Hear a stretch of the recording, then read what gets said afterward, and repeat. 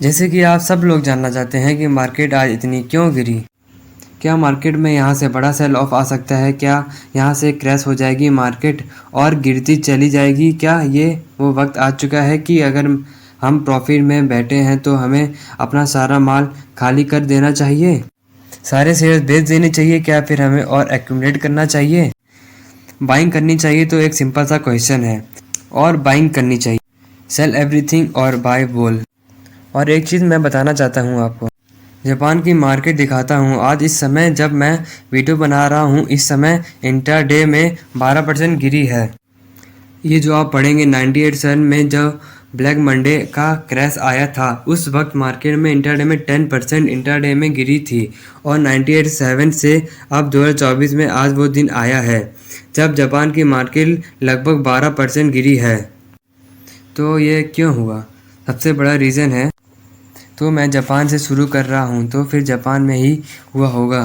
Japan में अभी तक इंटरसेट चल रहे थे 0.0, अभी जापान की मार्केट ने इंटरसेट बढ़ा दिया है। सिर्फ 0.2% जापान की मार्केट के लिए बहुत सिग्निफिकेंट नंबर होता है। मैं आपको समझाऊंगा क्यों। और उसी तरह की मार्केट ना सिर्फ इंटरडे में, आप पिछले 5 दिन देखेंगे लगभग 17% गिरी चुकी है। ये क्यों गिर रही है, इसका एक रीज़न है कि जापान में इंटरसेट बढ़ रहे हैं। अगर आप इंटरसेट बढ़ने से आप करेंसी देखोगे USD JPY, आप लोग जानते हैं कि जो लोग करेंसी में ट्रेड कर रहे हैं वो लोग लगातार क्या करते थे, USD और JPY वो देखते थे कि ये ऊपर जाता जा रहा है, मतलब कि डॉलर स्ट्रांग होता जा रहा है।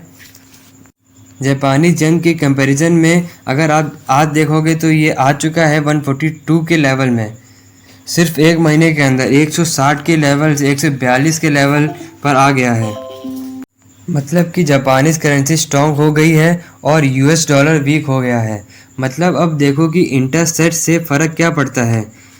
जापान में इन्फ्लेमेशन बढ़ता जा रहा है, मतलब महंगाई बढ़ती जा रही है। आप अगर एग्जाम्पल लो, इंडिया में एक चिप्स 10 रुपये का ख़रीदते हैं।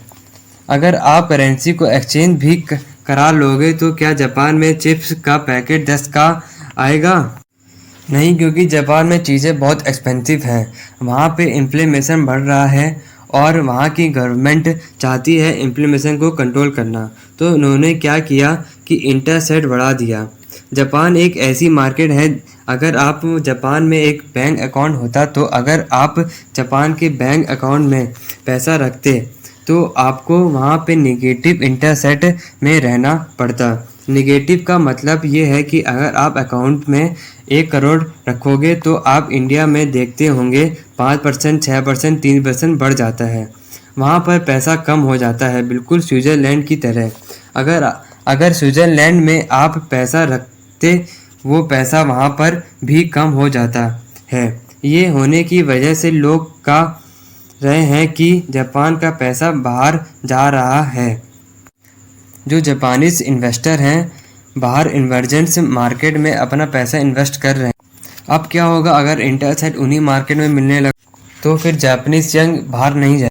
इसलिए जापानीज यंग पहली बात तो स्ट्रांग हो रहा है, क्योंकि इस वजह से मनी मार्केट में पैसा ज़्यादा मिल रहा है, तो लोग शेयर मार्केट से पैसा बाहर निकाल रहे हैं। अब शेयर मार्केट से पैसा निकाल रहे हैं, इसलिए जापान की मार्केट टूटी। जापान की मार्केट टूटी तो एशियन मार्केट पर भी फ़र्क पड़ेगा।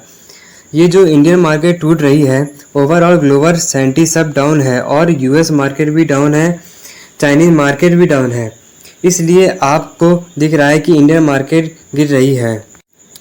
अब हम इंडियन मार्केट की बात कर लेते हैं कि अब यहाँ से क्या हो सकता है। अगर आप आज का इंटरडे में देखोगे तो मार्केट गैप डाउन में ओपन हुई है, और अगर आप प्रॉफिट से पे बैठे हो तो आप अपने प्रॉफिट को बुक कर लो।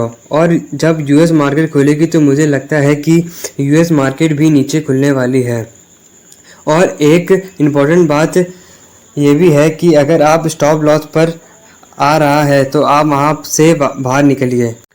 और आप ये भी देख सकते हो कि विक भी 65 बढ़ी है, लास्ट टाइम कोरोना के टाइम पे बढ़ी थी। और UK में भी मार्केट बहुत गिरी है और मार्केट अभी टॉप पर है और आपको करेक्शन देखने को मिल सकता है। और आने वाले समय में आप सोच समझ के प्लान करिए कि आप स्टॉक मार्केट में क्या करने जा रहे हैं। फाइनली आप ये वीडियो शेयर कर सकते हो मैक्सिमम लोगों के साथ, क्योंकि लोग भी जाने कि इंडियन मार्केट कैसी रिएक्ट कर रही है और जितना ग्लोबल में असर आया है और अभी तक इंडियन मार्केट में इतना असर नहीं आया है। और अगर गिर गई तो आपको अपने पोर्टफोलियो में बड़ा डेंट देखने को मिले और आपको बहुत बड़ी बाइंग नहीं करनी चाहिए।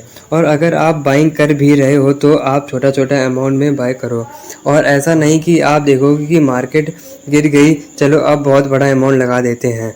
और थोड़ा समझदारी के साथ इन्वेस्टिंग और ट्रेडिंग करनी चाहिए। और आप इस चैनल को सब्सक्राइब करिए ताकि आप इस तरह से अपडेटेड रह चुके हैं। Thank you.